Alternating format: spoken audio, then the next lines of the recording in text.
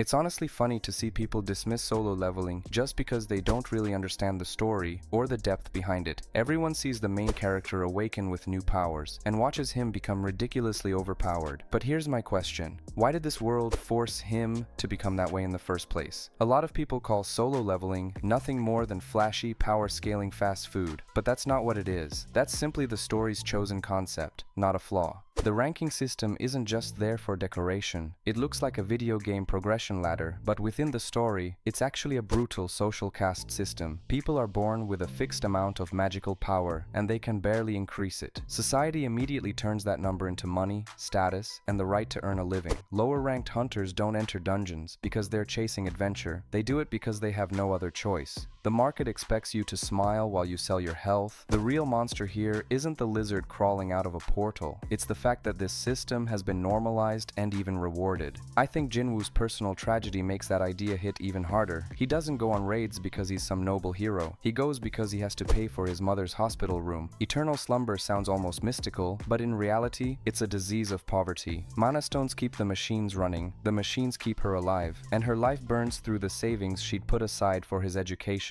in just a matter of months. I can't look at Jinwoo and call him lucky. In moments like these, he isn't some chosen one. He's just a son who's terrified that one day he won't be able to bring home enough money. And honestly, that hits harder than any horned dungeon boss because it feels so real. I don't understand why so many people miss that. As someone who's read well over 100 manga from beginning to end, I see the system as something much deeper. It's a cold manager of reality. Hit your quota, earn your reward, fail, and that's your problem. But Jinwoo doesn't try to reform the system or file complaints with the Hunters Association. He turns it against itself. That's exactly the kind of rebellion Albert Camus wrote about. It's the refusal to bow to an absurd order that already sentenced you before you even had a chance. I think that's the perfect way to describe Jinwoo. Camus's rebel doesn't wait for salvation from above. He simply refuses to accept the role the world assigned to him. Jinwoo doesn't just grow upward, he grows outward, breaking free from the cage without ever asking the system for permission. And, interestingly enough, Naruto helps highlight this idea. In Masashi Kishimoto's canon, people are also sorted into categories from a very young age. Academy student, genin, chunin, kage, different clans. On paper, it's a merit-based system, but emotionally, it's a sentence. Naruto carries the label of the nine-tailed fox from the very first chapter. Rock Lee carries the label of the talentless genin who can't use ninjutsu. The difference is that Naruto spends a long time arguing against fate through friendship and human connection. Solo leveling shows that sometimes there's no room for debate because nobody is willing to listen. At that point, dialogue isn't enough. All that's left is forcing your way through the ceiling alone. Think back to Naruto's fight against Neji. Neji speaks the language of the solo leveling world. Destiny has already assigned everyone their place, and the weak will always remain weak. Naruto doesn't win because the system is fair. He wins because he refuses to accept it.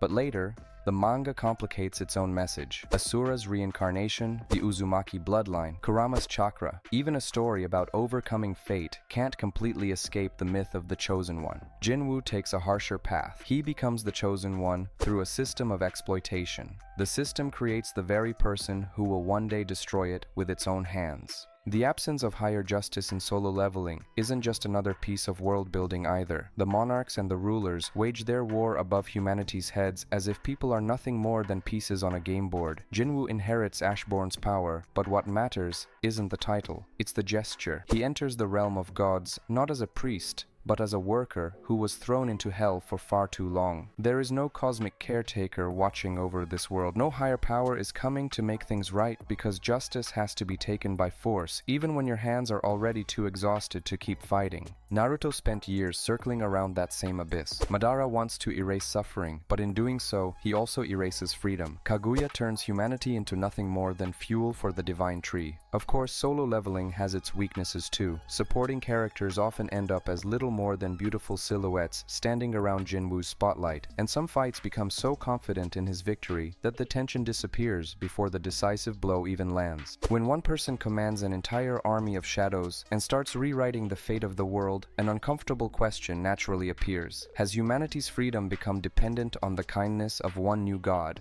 That doesn't erase Jinwoo's sacrifices, it makes them even heavier. That's why the philosophy here cuts deeper than the action ever could. Who would I recommend this series to? Watch Solo Leveling not when you're craving an incredibly complex plot, but when you're tired of being reduced to numbers, when you've had one of those days where people judged you only by your job title or how useful you were. That's when Jinwoo's story lands exactly where it needs to. So, to me, Solo Leveling isn't just another power progression story. It's a stylish parable about a man the system considered cheap until he became far too valuable for it to control. How do you see this story? I'd love to hear your thoughts in the comments.